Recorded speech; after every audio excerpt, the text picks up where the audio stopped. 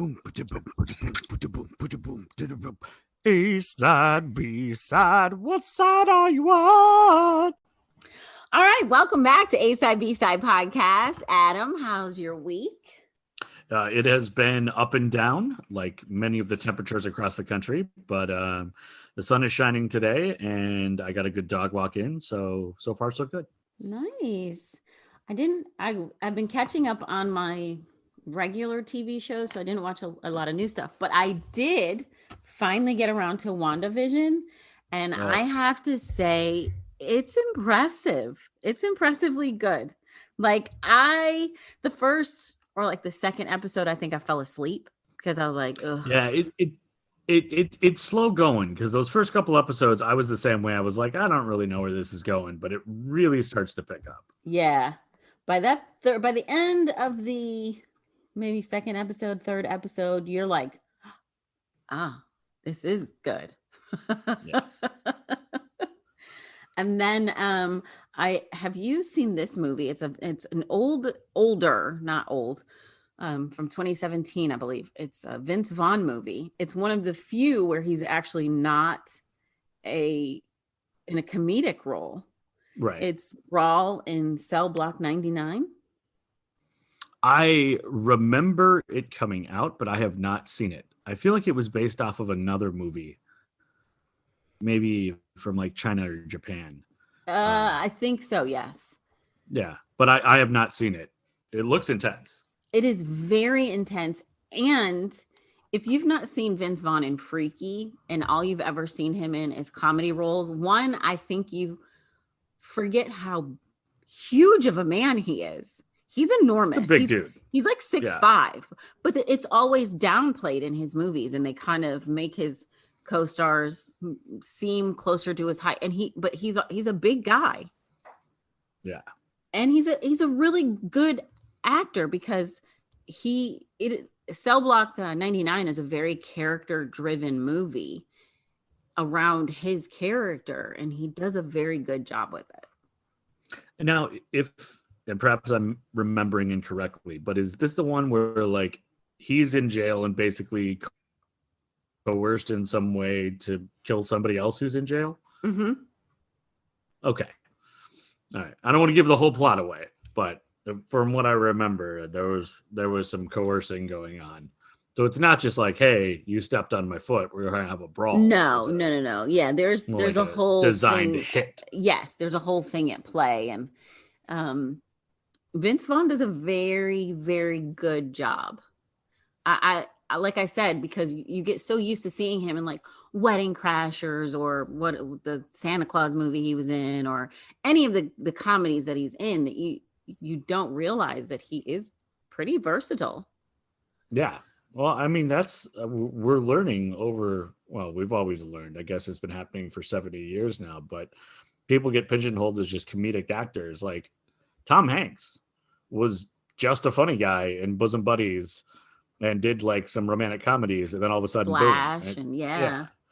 Like Jim Carrey the same way, Robin Williams. I mean, it's to understand comedy, I think you have to understand all the range of emotions. So I think it's harder for like serious actors to try to be funny. Yeah. I would agree with that. So, and then again, they play on his size because obviously it works to his advantage in prison. Right. But so you really do just see how enormous of a man he is. Yeah. 6'5" ain't no joke. Mm-mm. Like so last night one of my other gigs is doing PA announcing for high school basketball, as we've talked about. And I don't think there was anybody on either high school team last night who was 6'5" on a basketball team. Yeah. Like it is, and these are big schools, so they got a lot of kids to choose from. Yeah. Ain't nothing to sneeze at. I mean, I just want to be like, all I've ever wanted to be was 6 feet tall. Like it was this magical number, and I just can't quite get there. Why? But as long as platform shoes like are coming back, I might be able to pull it off. But why is that your magical number? I have no idea. It's like some weird ingrained sports related like ego male thing. Like, I just had this idea that, like, wow, if I was 6 feet tall, I'd be a lot cooler and girls would like me more and I could do more. So I could have dunked in high school if I was 6 feet tall.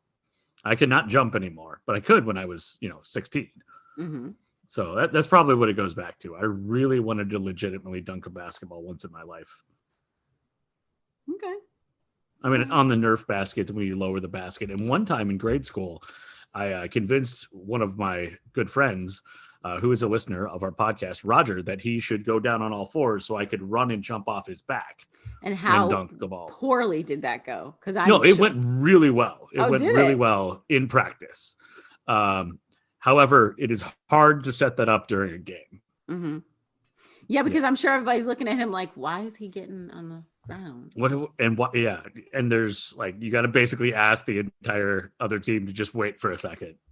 Come on, can my guy get set up? Just hold on, guys. I'm sure that goes over real well. Oh yeah, super well. But I just love how, like, we couldn't in 5th grade, we didn't score a point for like the first 5 games, but by 8th grade, I'm trying to figure out like this machination so I can jump off somebody's back and dunk. I was like, wow, we should probably just practice a little bit more time in the fundamentals at them. So I have been binging a lot this week. I was talking with a friend about WandaVision, and they mentioned that they were watching this on Sci-Fi called Resident Alien, mm-hmm. with Alan Tudyk from Firefly and Serenity and tons of other stuff. And so I've binged the first 5 episodes of that. It is amazing. It's like very dark. It's kind of Northern Exposure meets Fargo meets dark comedy with E.T. Like, it's very funny. There's been almost one like uncontrollable laugh moment in each episode, like where you're not doing the normal laugh, but it's just like, bah! Like you just like catches you so off guard. Right. So I highly recommend that. And I totally decided to just go teenage melodrama and watched Fate, the Winx saga on Netflix. What? It is like, it's a Harry Potter type thing where all these teenagers, like, think Harry Potter meets Riverdale. Okay. But everybody in school is a different type of fairy or a specialist, which is basically just like special forces soldiers. So there's a lot of like roommate drama, and then there's this whole machination of are the teachers good or evil? But it's very Harry Potter reminiscent. And I binged the entire thing in one night. I could not sleep, and so I watched all 6 episodes, which are an hour long, in one evening or morning or night. It was a long time, but it was a lot of fun. It was pure escapism. And I'm excited for the 2nd season. I couldn't make it through the Netflix special where they brought everybody back together via Zoom to talk about the thing, like how every show is doing the like post-mortem thing. Like they do it with The Bachelor. They did it with like the one that was really good was Love is Blind, because that had been like a year. Right. And you learned a lot about like where everybody was at. But this was just like, oh yeah, we're all get together. And then for some reason they made the lead character or lead actress eat hot wings. It was very strange. Oh, I bet that's based off of the YouTube series, the Hot Ones. Yeah, Hot Ones. Yeah, it just felt like, why are you guys like co-opting this from other shows? It's like you just wanted to have one more thing we could watch because there's not a new season yet. And I think I don't know where it was filmed, but it has a very British feel to it. But I think most of the characters are American. But it's one of the, like the school is an international school, kids from all over. And instead of it being like a hidden place on Earth, it's like in a different realm. So you got to go through like a portal. We've all been there. Of course. Yeah. So if you're looking for some teenage melodrama and also magic and bad, like they call them the burn ones, they basically function as like zombies. So it's a lot of fun. Awesome.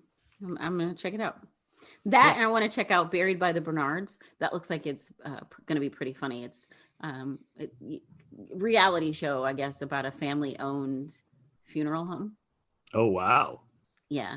So yeah. it looks, but the trailer looks funny because it's like the two daughters work in the office, and like the dad comes in and he's like comparing them to like, he's like, what if Beyonce walked in here and saw you like not working or something? And she's like, and you're just sitting here eating. And one of them was like, I'm having a baby, I'm allowed to snack or something. It just looks funny. Well, I mean, situation comedy is always, it really doesn't matter the workplace. But it's real, but it's a reality show. Oh, right. That's fair. So, but at this point, some of those reality shows feel like they're situation comedies, Yeah, true. All right. So this is episode number 33. Woo! I don't know what the significance of it is. It's just Larry Bird. Oh, there we go. All right. Yeah. All right. We're 33. All right. So I guess I'm going to start it this week. Yes. What horrible story do we have to fuel Adam's nightmares this week? Have you ever thought to yourself, man, I sure would like to make a podcast. I've got so much to say about blank. Well, if you haven't heard about Anchor, you really should. It is the easiest way to make a podcast, and it's absolutely free. All right, I'm going to tell you why it's so easy. Okay, so with Anchor, there's creation tools that allows you to record and edit your podcast right from your phone or computer. Anchor will distribute your podcast for you so it can be heard on Spotify, Apple Podcasts, and many others. And you can even make money from your podcast with no minimum listenership. It's everything you need to make a podcast in one place. Trust me, I'm so excited about this. You can be too. Download the free Anchor app or go to Anchor FM to get started. All right, so this week I'm taking it back home to Buffalo.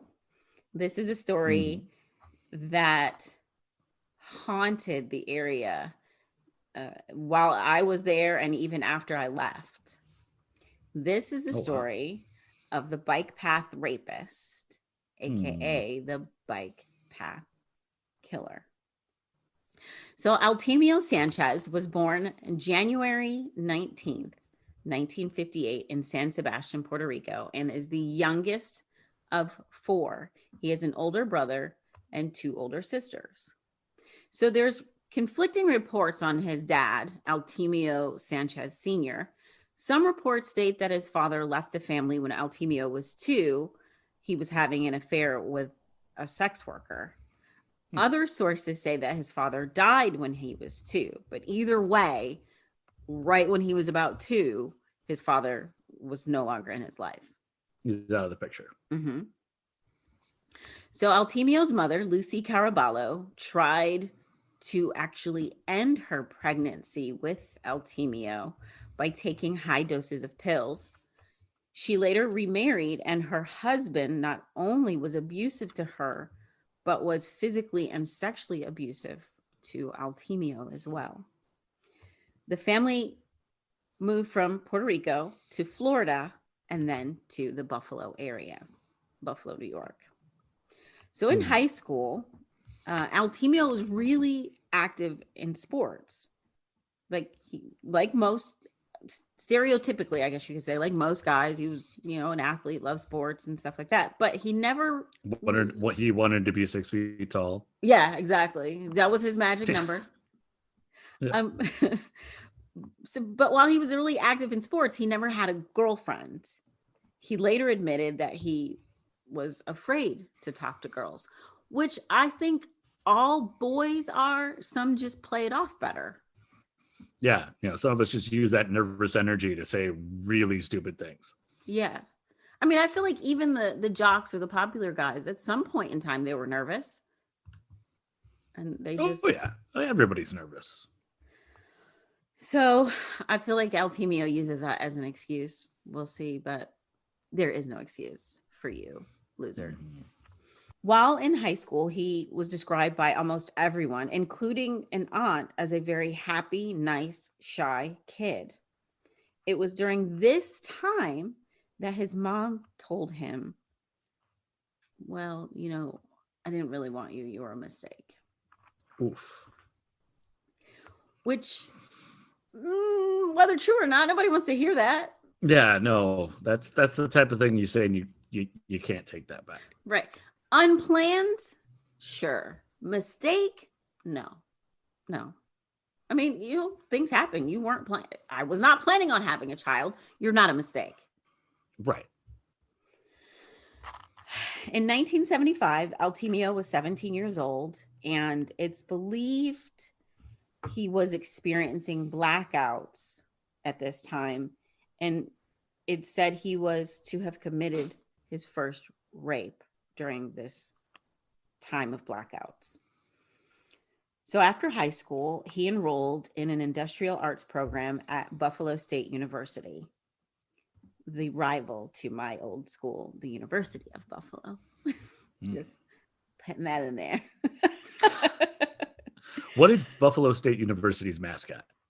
I'm sorry, I could just look that up, because University of Buffalo is the Bisons, right? It's the bull. The bull. Yeah, we're the Buffalo. I say we like I still go to school there. We are the Buffalo Bulls. Gotcha. I mean, I feel like you can still say we. You're an alumnus. Yeah, you're right. You're right. Yeah. I think you get to claim that forever. Okay. Well, then I'm going to do it. I still follow them. I follow them on like LinkedIn and Facebook. So it's the Bengal Tiger. Oh, yeah. State is the Bengal Tiger. I mean, when I think about Buffalo, New York, Bengal Tiger. Yeah. See, we even got the better mascot. It goes. When you think Buffalo, you think Bills, you think Bulls. I mean, come on. It just flows so much wings. Better. I don't think Tiger. You don't think Tiger?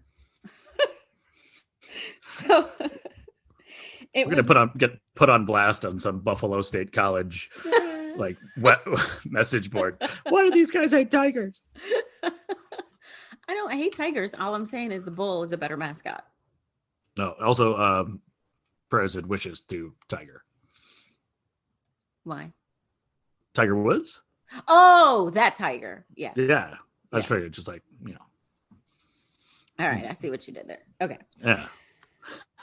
So he met Katherine Whiteley in 1978. Katherine is the only woman that Altemio ever dated or had a relationship with. So after dating, just one, because he was afraid to talk to girls. So how he mustered up I don't know the details of like, they met in school, but I don't know like how he approached her if he was so terrified to talk to girls. Maybe she approached him. That's what I was going to say. It could have been her that approached him. So after dating for a while, Katherine got pregnant and Altemio left college to get a job at the factory Trico. 2 years later, they married. They had 2 sons, Christopher and Michael. Altemio seems like a great dad, a great husband, a great neighbor. He was the basketball coach of his son's team at their school in Cheektowaga, or Cheektowaga when you're back home. And he was his son's little league baseball coach, so seems kind of ideal, right? Yeah. It seems like the, father knows best stereotype. In 1983, he started working at American Brass Company as an assistant roll operator. He worked the afternoon and night shifts at the factory. It's located in the Kenmore, Buffalo area. So Altemio is said to have enjoyed a quote unquote regular life. He was well liked by his neighbors, with some even calling him Uncle Al. Oh. He even registered to run in a memorial run, the annual Linda Yellum Safety Run, formerly known as the Linda Yellum Memorial Run at the University of Buffalo. So you might be thinking, oh, that's really cool. He registered to run in a memorial run. Yeah, seems like a caring individual. Just wait. Just wait.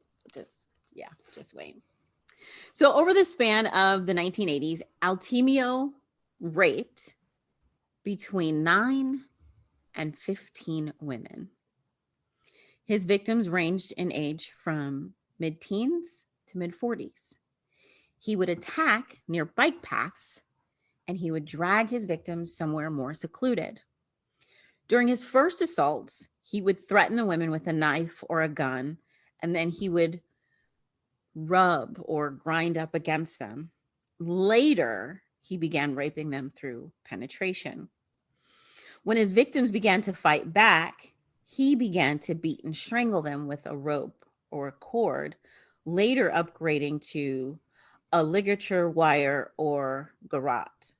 Garrett. What is it? I think you were right the first Garrote. time. Yeah. Okay. He would tighten the cord to control them and then suffocate them to the point of unconsciousness. And then to make his escape, if his victim was still conscious at the time, he would make the victim wait, and count and make him wait for several minutes after the rape. And he would leave, and they couldn't leave until they counted for this period of time.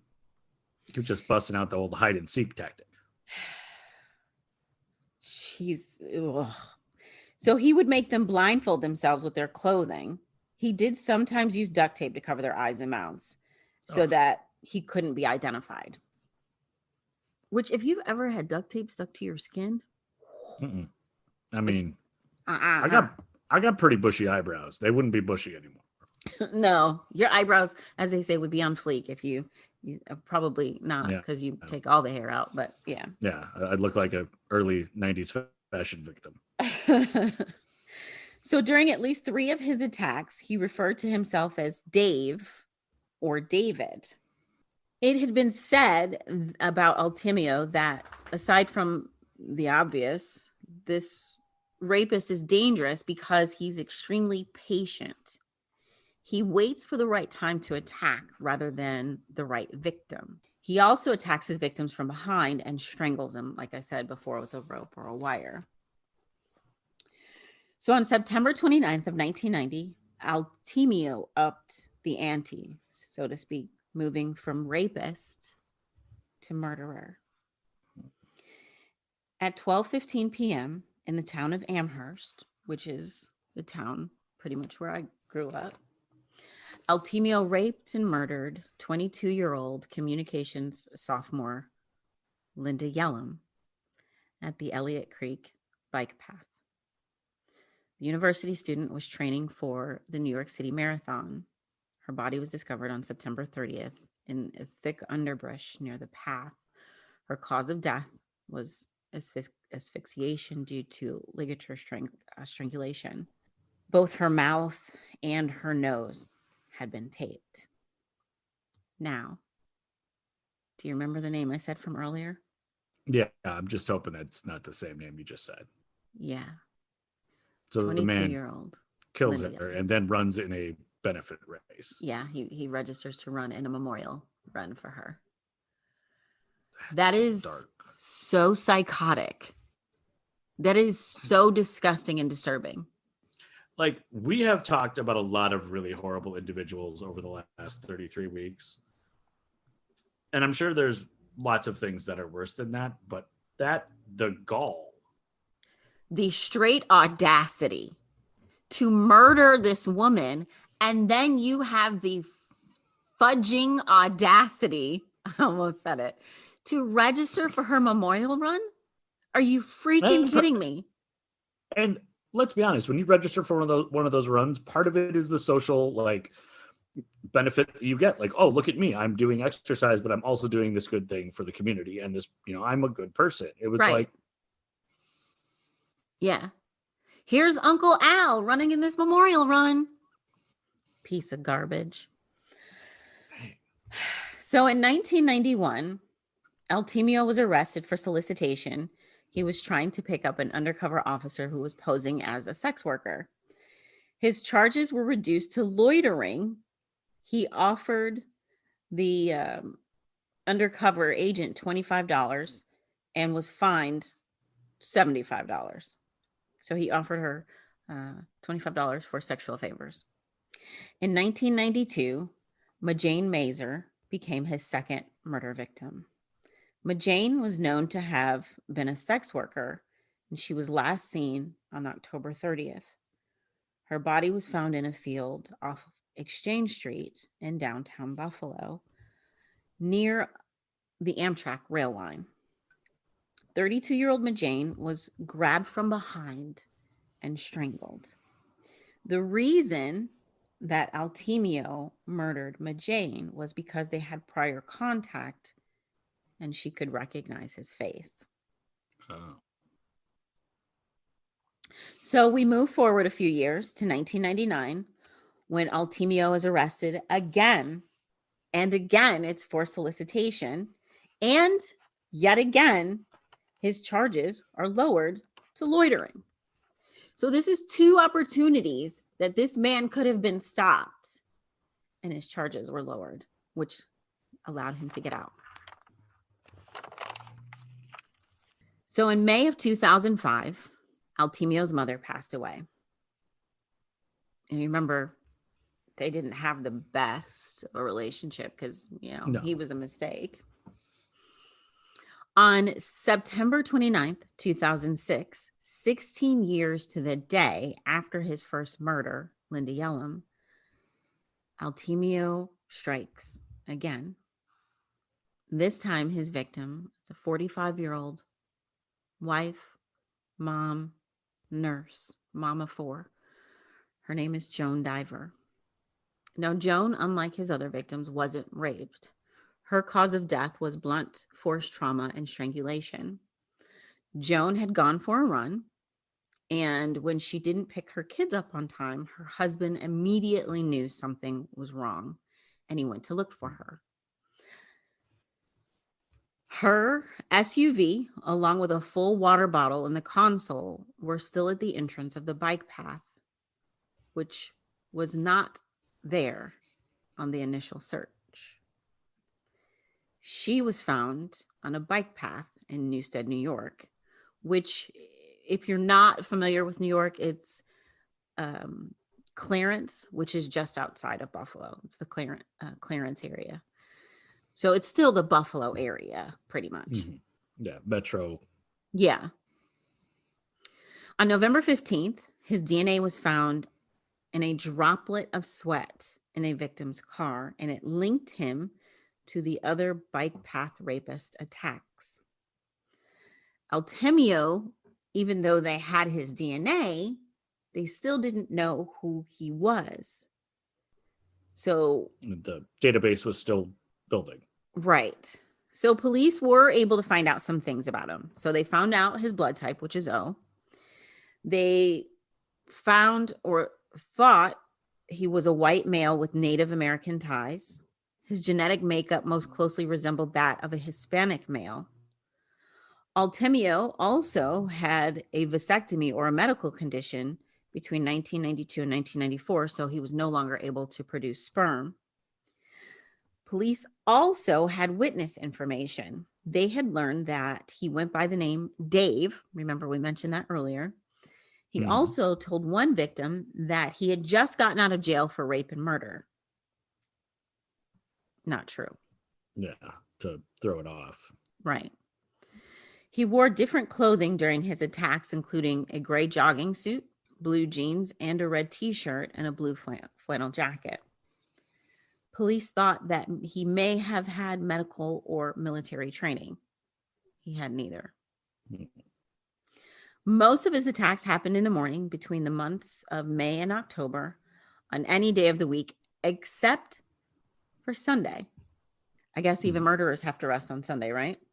He was busy?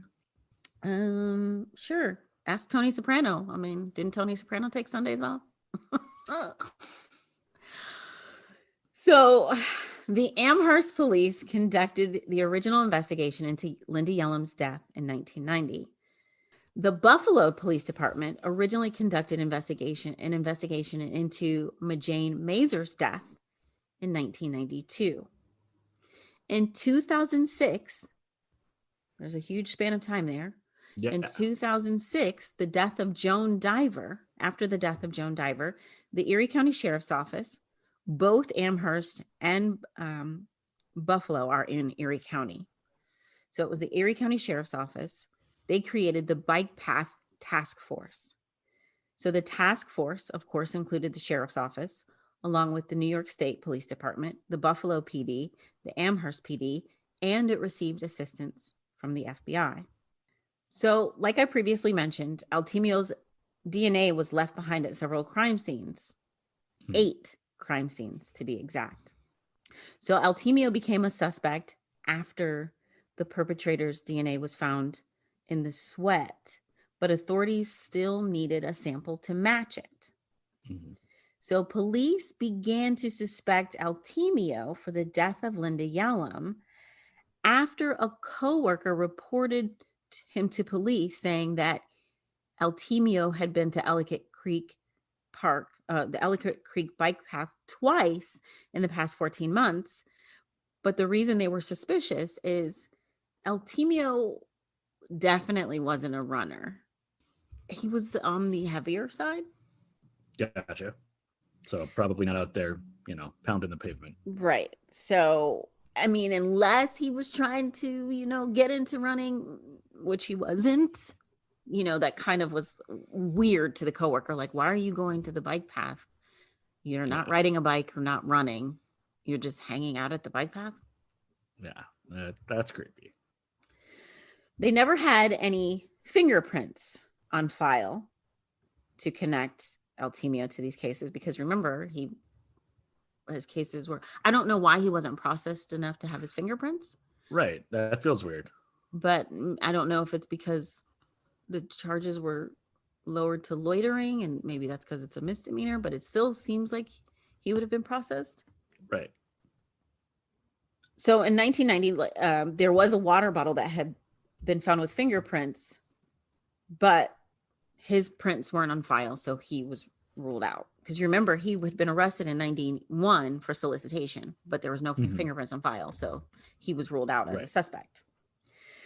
So police again turned their attention to Altemio when the Bike Path Rapist task force is formed.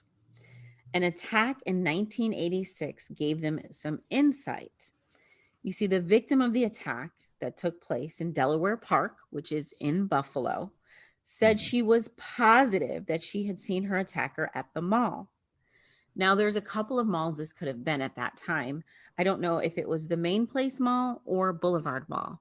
Main Place Mall is more downtown, or was downtown Buffalo. Boulevard Mall was more Amherst area. So it could have been either because he obviously made his way around. It possibly could have even been the Walden Galleria. I'm kind of just showing off my knowledge of Buffalo, really. You know an exceptionally large amount about the malls of Buffalo. Look forward to our next podcast, exploring the malls of Buffalo. Exploring the malls of Buffalo. I was a teenage girl in Buffalo, so I know the malls. When I was a teenager, after school, if we didn't have something to do, we went to Rosedale, walked around. So totally get it. Yeah. There wasn't no YouTube. I'm going to assume that since the attack happened in Delaware Park, which is in the city of Buffalo, it was probably the Main Place Mall that she was referencing when she said she saw her attacker. The 44-year-old victim, who was strangled with a cord and was taken to nearby underbrush and attacked and then strangled until she lost consciousness, saw her attacker and she wrote down his license as he drove away. So the police were actually able to trace the vehicle. They traced it back to Altemio's uncle, Wilfredo Caraballo. Wilfredo told the police that he hadn't used that car in months. So in January of 2007, Wilfredo made a surprise turn. He told police, you know what? I haven't used that car, but it has been driven. And it was driven by my nephew, Altemio, during that time frame that you talked to me about. So after this confession, the police interviewed other members of Altemio's family, some of which allowed police to take DNA samples from them. So the police tested the samples and they found that the family member was in fact a close match to the Bike Path Rapist, which of course further pushed them toward Altemio as a suspect. On January 13th, Altemio was out to dinner, and I remember finding this out vividly. But anyway, on January 13th of 2007, Altemio was out to dinner with his wife, and police who had been surveilling him used this as the perfect opportunity to collect his DNA. So now we have seen them do this before, because do you remember the case of, we talked about a few weeks ago, we talked about the Grim Sleeper and how they used his DNA at a, they found they were able to obtain his DNA at a restaurant. Yeah, it feels like this is like a Law and Order or like cop show thing that doesn't happen in reality, but clearly it does. But clearly it does. It does. So he's out to dinner and they had been surveilling him, and the Bike Path Task Force posed as waiters and busboys at Soleil, a Latin American restaurant in Amherst. And after Altemio left, they collected the silverware, a glass, and a napkin that he had used during dinner. The collected items were then sent to the Erie County Forensics Lab to be tested. So there was an article in the local newspaper from back home, the Buffalo News, that stated that between 1986 and 1994, Linda Yellum's murderer was, quote, linked to attacks on 9 other women in the area. The police had not yet identified or arrested Altemio when that article was published. In the McClatchy Tribune Business News, an article in 2007 said that the police believed the attacker of Linda and Joan were connected to 6 attacks and possibly a 7th.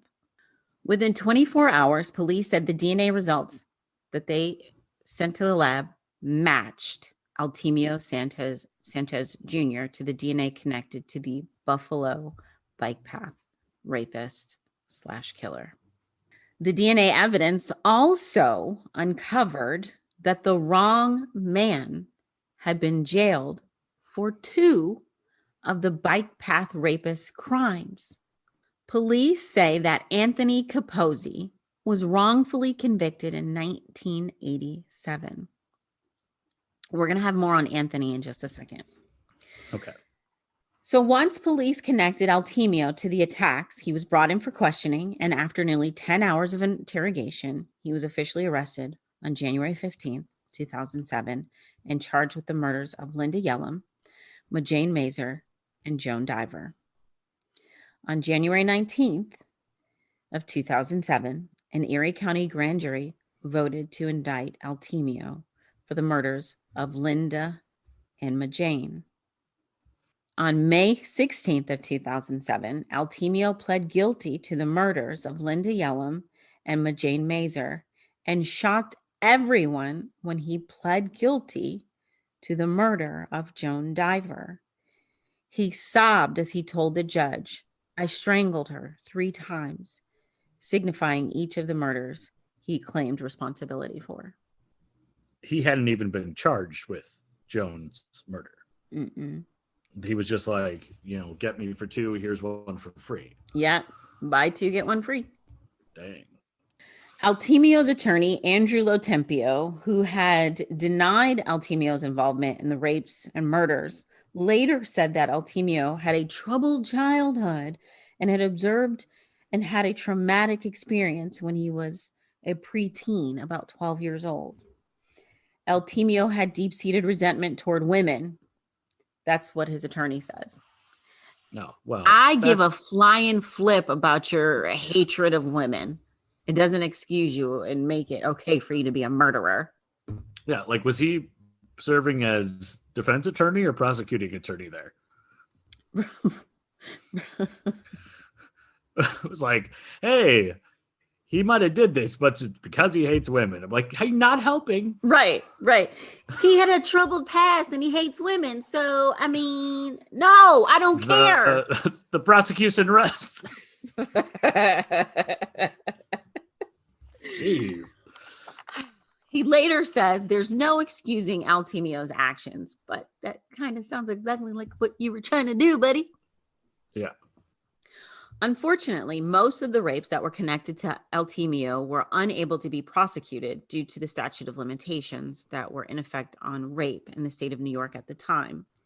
That statute has since been changed from 5 years to 20 years, but of course it can't be applied retroactively. Right.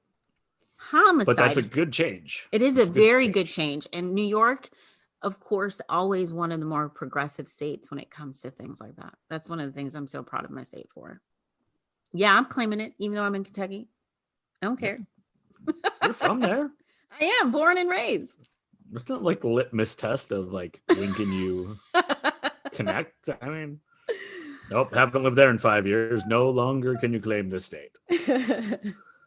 So while they could not retroactively apply that law to the rapes, homicide, however, has no statute of limitations in any state and is considered as a heinous crime, considered by society a heinous act. And therefore, any crime like that does not have a statute, which meant that Altemio could be prosecuted for the murders of Linda, Majane, and Joan.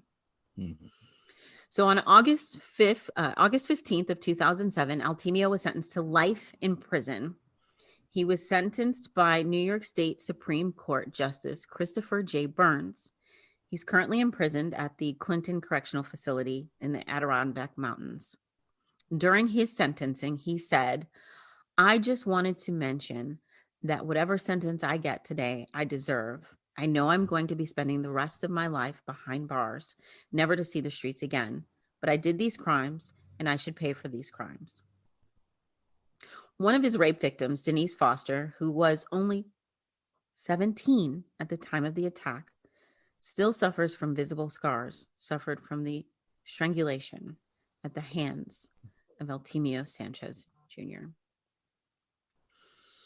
Detectives are still hesitant to estimate how many actual rapes Altemio is responsible for because they fear the number is incomprehensible.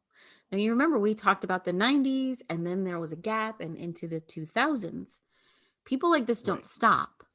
Mm-mm. So whatever happened, he did things. They just haven't been able to connect him to them. So there is one unsolved murder that authorities believe Altemio is responsible for, but have never been able to link him to it. And it's the murder of 15-year-old Katherine Harold. She was beaten and murdered with a similar MO to that of Joan Diver in 1985. Katherine was the daughter of the director of the Buffalo Museum of Science and a professor at Buffalo State College. Her body was found by the railroad tracks of the CSX rail line in Kenmore on July 1st of 1985, near where Altemio worked at American Brass Company. Deputy District Attorney Frank A. Sedita III did not ask Altemio if he killed Katherine during questioning prior to his sentencing because DA Frank Clark said there was no evidence to connect and charge him with.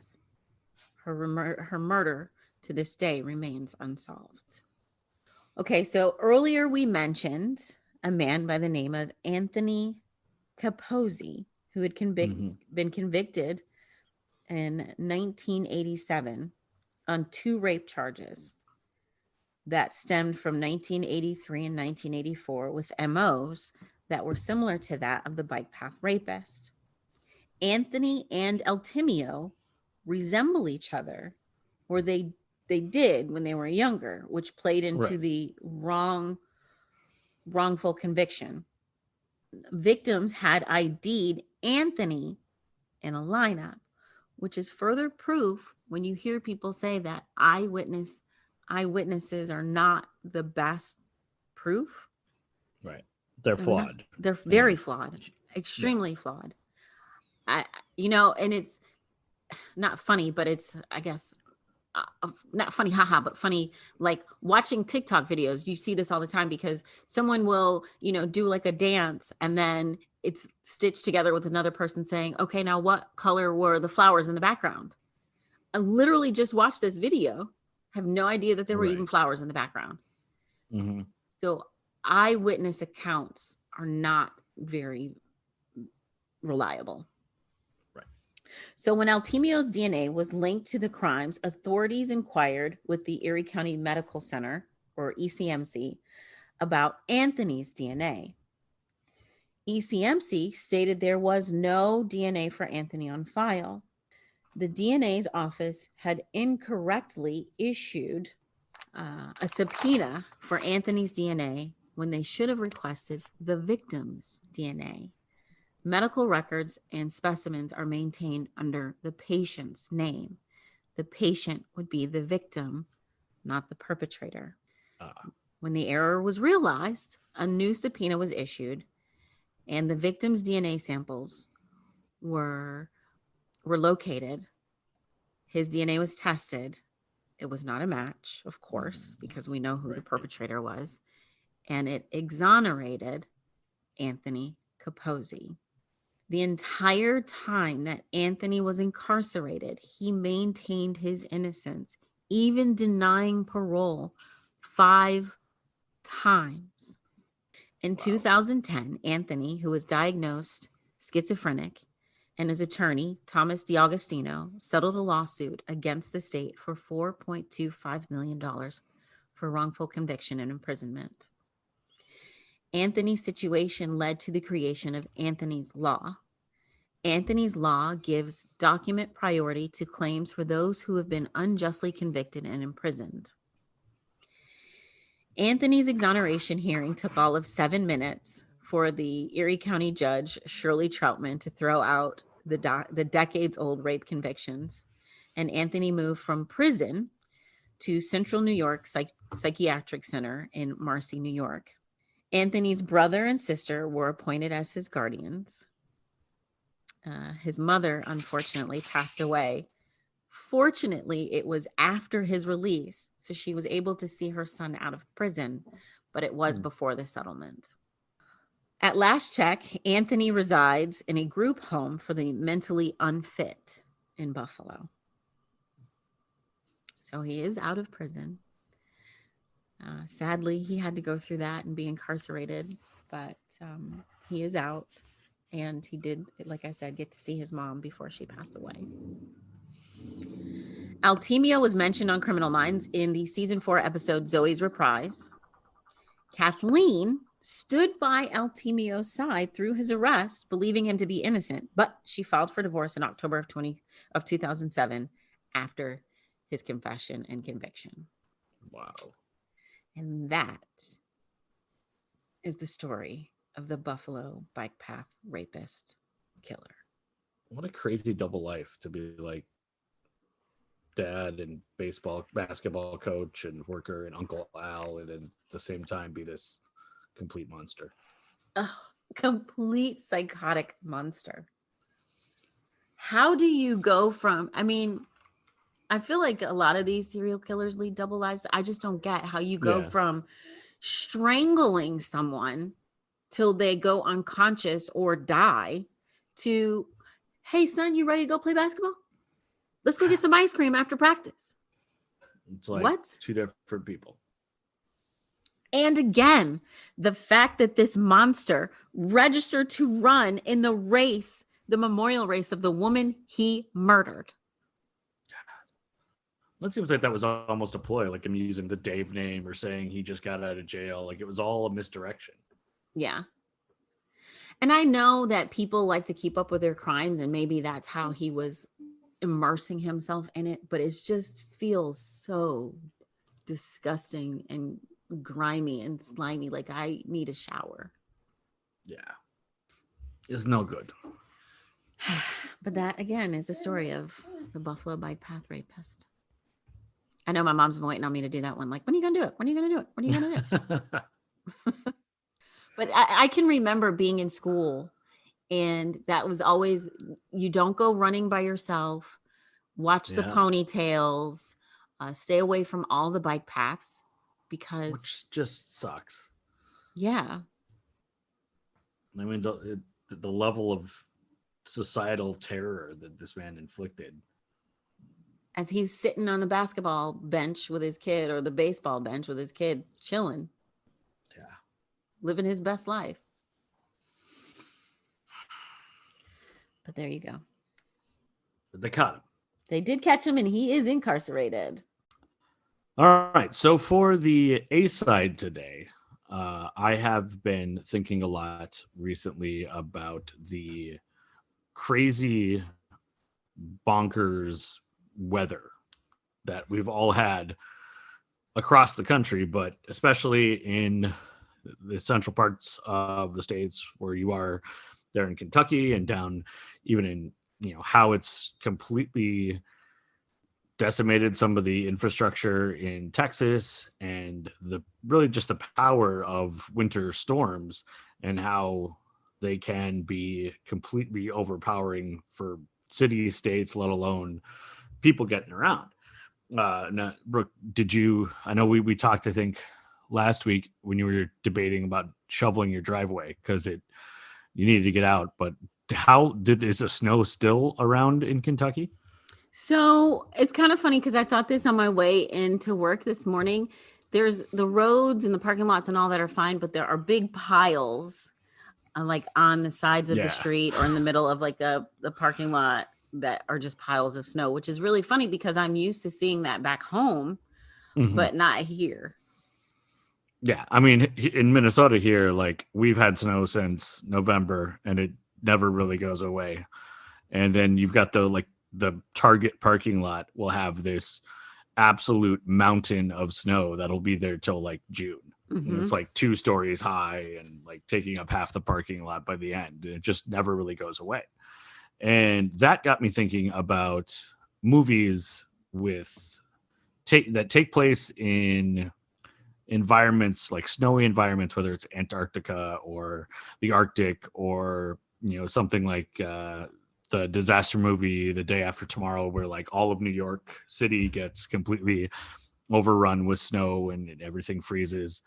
And more often than not, it feels like those types of movies, and maybe it's building on the scariness of being completely shut off or cut off from society.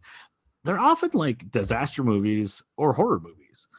Like you think of like The Thing or The Day After Tomorrow, or something like even The Gray, where you've got Liam Neeson like fighting a wolf, but like it's all sort of really bleak, and there aren't a lot of different types of movies.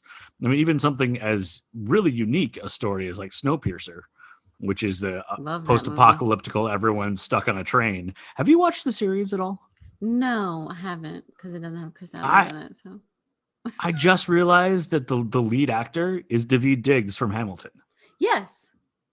Yeah. I did not realize that. So I also kind of shied away from it because it was like Chris Evans was so good and like the story was so well done, and there really didn't need to be more there. And now it's a series, but because it's got Daveed Diggs, it's on my list to give a try.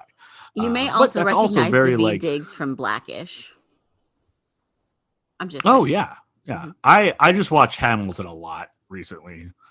It's like once a week for like the last 6 months. Like the music is like burned into my brain. Yeah. At one point you say "Just You Wait" earlier, and I was like gonna sing along to "Just You Wait," and it was like, oh, that's not what this podcast is about. But most of these are really bleak.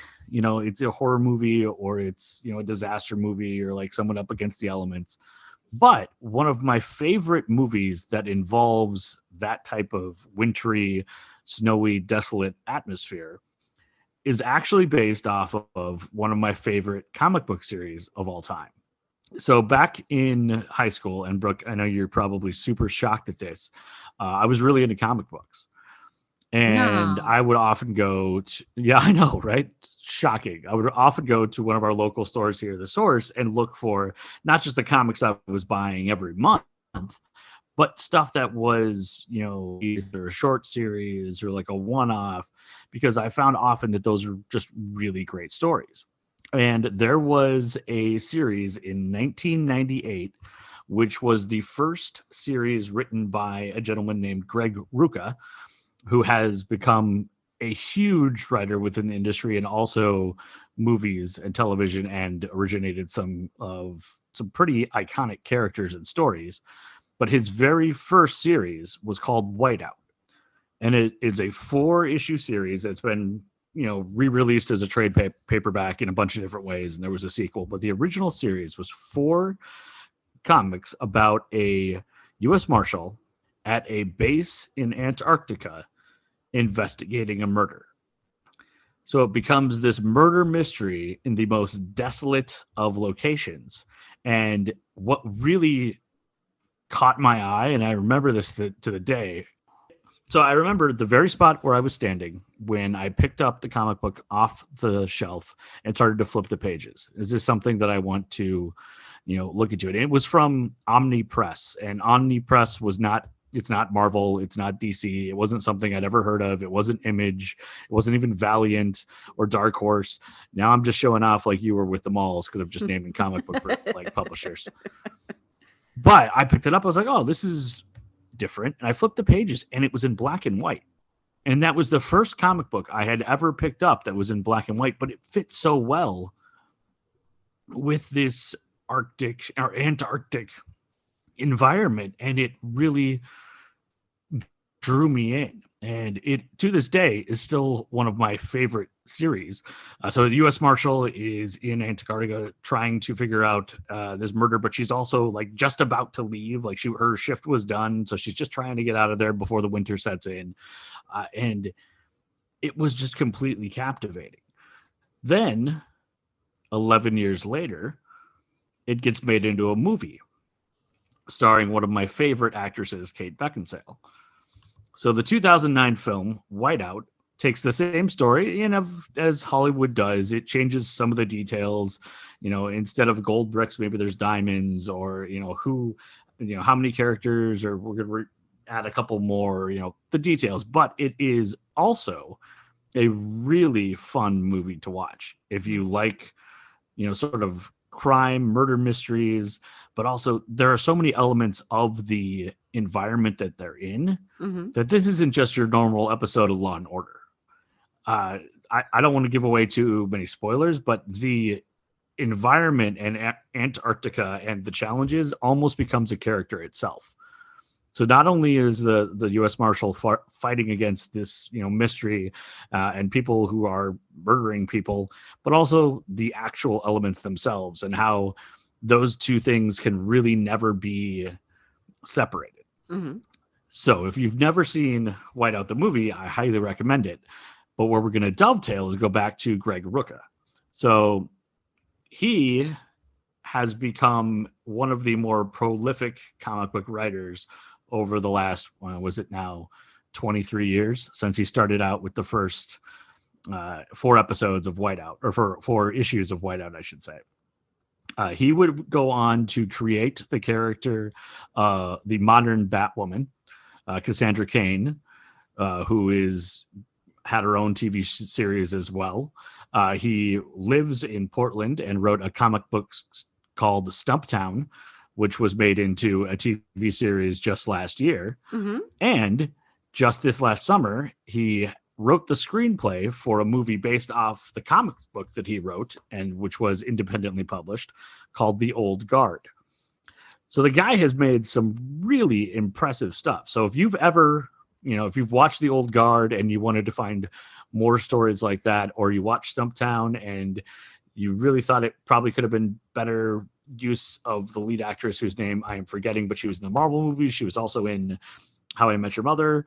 Colby Smulders. Colby Smulders, yeah. Felt like she was there wasn't enough for her to do, so I felt like it could have been better. But the comics are really fun. So if you've never checked out some of the other things, or if you've liked one of those things like The Old Guard or Stumptown, or the creation of the character of Batwoman, you watch the Batwoman TV show, you may want to look at some of the other things that he's been connected to, especially the Whiteout movie and the Whiteout trade paperback, which is, in my opinion, one of the best debut series by a new writer in comics in a very long time.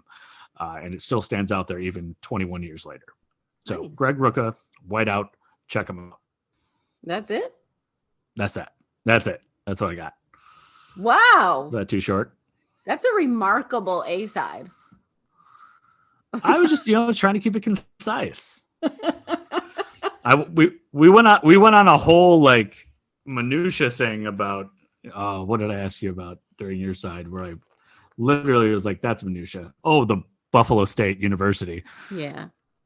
I dragged us on a whole offshoot there. So but I didn't want to give away too much of the series or the movie, because it is a mystery and it's really well done.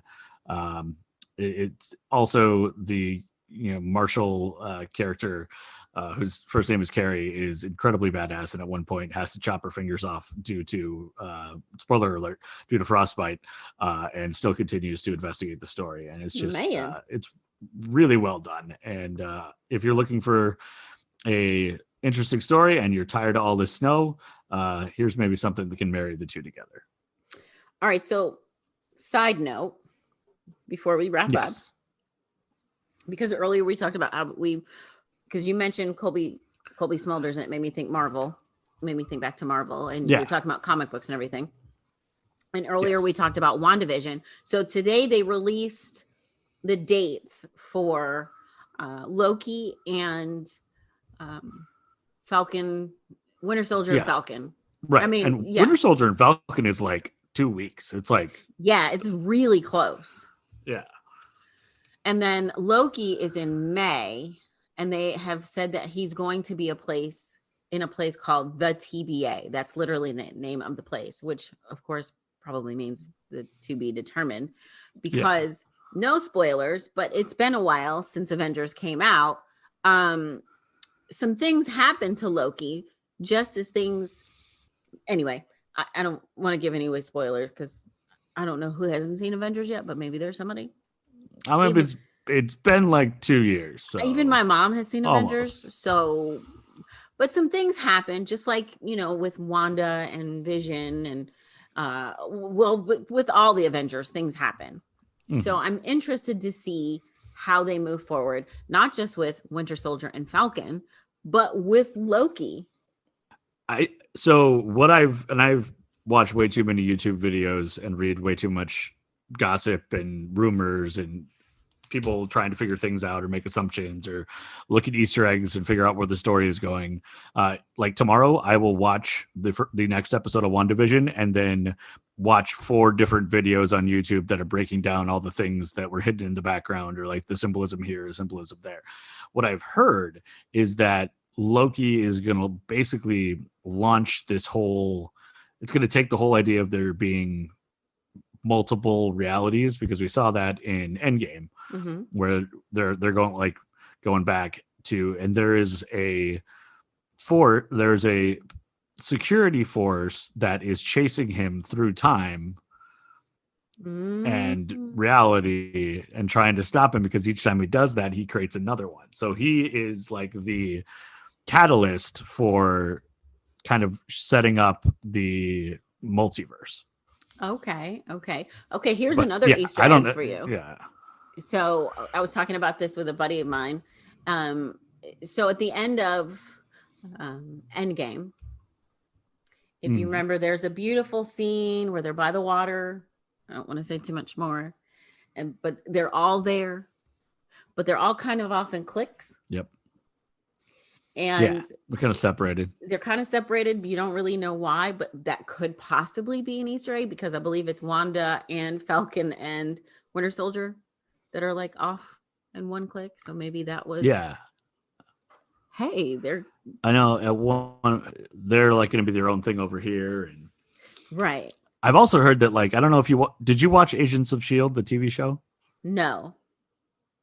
Okay. I watched the first 3-4 seasons. It like tied directly into Winter Soldier, which was so brilliant in their first year, and then it kind of just got way out there for me. Mm-hmm. But I've heard that they've basically said that that's happening in a different reality, so don't expect anything from that to cross over again. Okay. Like they're kind of washing their hands of it. And they're also saying maybe like the Netflix series with like Daredevil and Jessica Jones and Iron Fist and Luke Cage, they were also in a different reality. So I don't expect them to come back. We might see those heroes in different inclinations.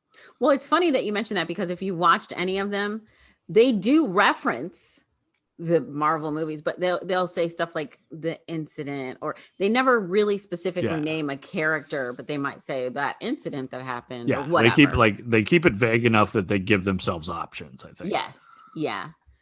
So I'm interested to see. I also think it's really cool, and this is not really a spoiler alert because there's a government agency in every Marvel movie, but I think it's fun that it's S.W.O.R.D. in another show that is coming out. Yeah, no, it's and it's really cool how they've connected to Captain Marvel in the WandaVision series, and Darcy's back from the Thor series, and Agent Peter Wu from Ant-Man and Wasp is in it, and it's impressive how they continually find those ways to weave connection throughout everything. Now, let me ask you about this conspiracy theory about Agent Wong, because of course he's in Spider-Man, but he's also in Captain America. There's a little conspiracy theory around that he's been around for a lot longer than we think. Well, they like to do that stuff and then kind of add a little bit more depth to it as well. Mm-hmm. Okay, so now that since you got to sidetrack me, I sidetracked you. Okay, no, that's fair. It's turnabout is fair play. Yeah. All right, so Whiteout, the movie and the show. Yeah, the movie and the comic. The comic, sorry. We were talking about shows. Yeah. I said that. Yeah. There's a lot going on. Yeah. We're in like all phases of media. I know. Oh, another quick side note. If you're podcast wise, have you had the chance to check out the new Renegades podcast with Bruce Springsteen and President Barack Obama? I have not. I didn't even know that was a thing. It is a thing. They have released 2 of, I believe there's supposed to be 8 total episodes. The first 2 are out now. And I always thought Bruce Springsteen was a cool artist or whatever. And I knew his history. He's a Jersey boy from a small town, whatever. Yeah. But I have a lot more respect for Bruce Springsteen after the first 2 episodes. So you're saying there might be a little bit more there than just the rock and roll persona. There's a whole lot more there than just that rock and roll persona. And the flow of the conversation between them, because they are so different, but so similar at the same time. So to know that they became friends and to hear this conversation, the first episode talks about their childhoods and they address race issues in the second. So it's like the entire, like all the episodes, just the 2 of them? Just the 2 of them. Oh, I thought this was like a one-off or something. No, they just grab some whiskey and they sit down and they talk. Wow. Yeah. It feels like one of those, like who would you invite to dinner if you could invite 2 people to dinner? Mm-hmm. Like that would be a great pairing. Like, but it almost feels like a made-up pairing, Right? Like I would have Bruce Springsteen and Barack Obama and James Tiberius Kirk. Yeah. But it works. That's works cool. Really well. They are. It's a really interesting podcast. I think you should give it a listen. I think you'd really enjoy it.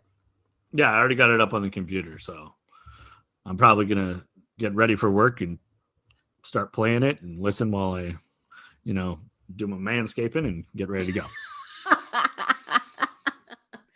All right. So thank you again to everyone for taking this journey with us, because each week we just have so much fun, as much fun as you can have on a true crime podcast. But we do manage to have some fun.